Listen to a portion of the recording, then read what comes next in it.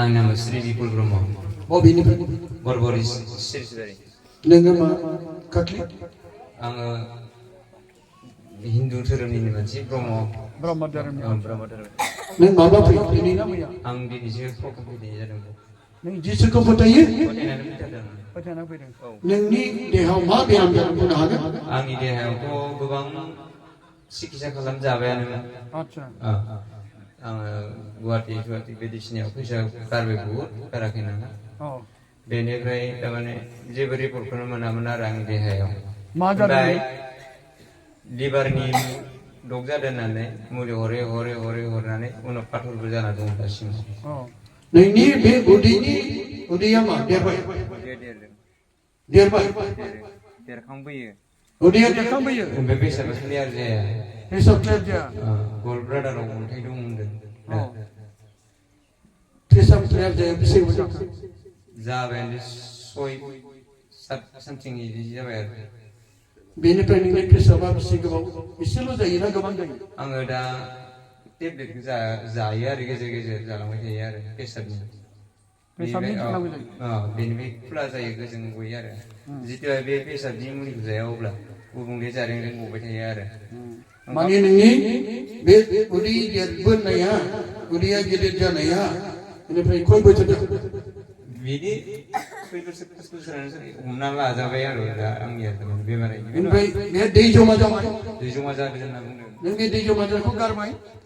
खेबसे भिडिअ जादोंमोन आरो गारखांबायमोन बैसो गारनाय जाखो नामा जों हमनो हास्लाबाखै आरो जेनेबा नों जिसुनियाव फोथायो फोथायनाय दङ जिसुआ सोखागोन ना सोखाया इसोर जिसुआ सोखागोन होननानै आसा खालामना नों फोथायना फैबाय जिसुहा जेबो गैया नोंनि थाखाय आं सोखाया दे जिसुआसो सोखाया नोंनि बे उदै आलौजोबो आरो बेनिफ्राय फैदों गासैबो आलौजोबो बे गासैबो आलौनाया बबेनिफ्राय बेनिफ्राय फैदों नै साइड आलौवो बेनि बिखा संफ्लाव आं नोंनि थाखाय बेनोसै नोंसोरबो अननानै बे एसे सिरियास अननानै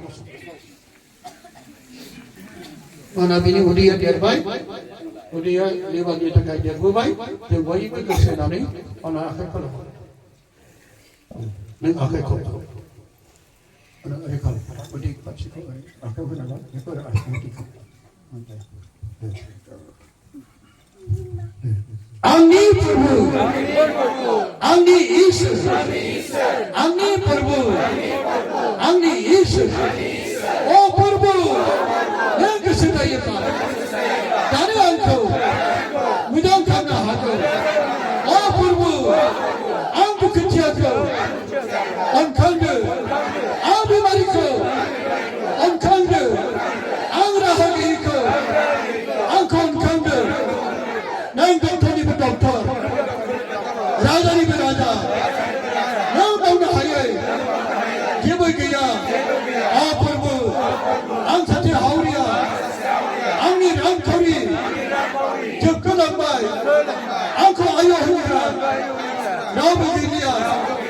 आंखौ अनखांदो प्रभु आंखौ दांफैदो आंनि बे उदैनि बेमार लेबारनि बेमार दानो रोङै बेमारखौ नोंनि फंसे बाथ्राजों आंखौ अनखांदो हालेलुया हालेलुया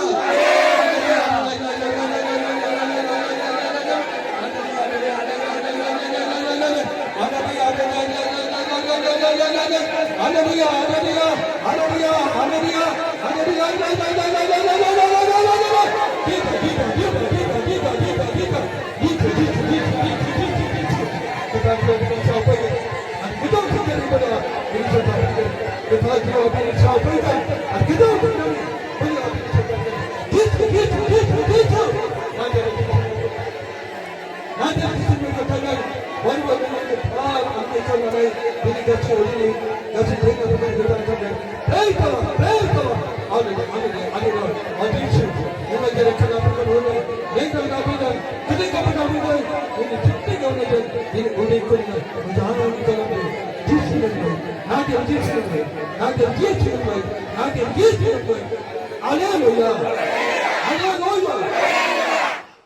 Hallelujah.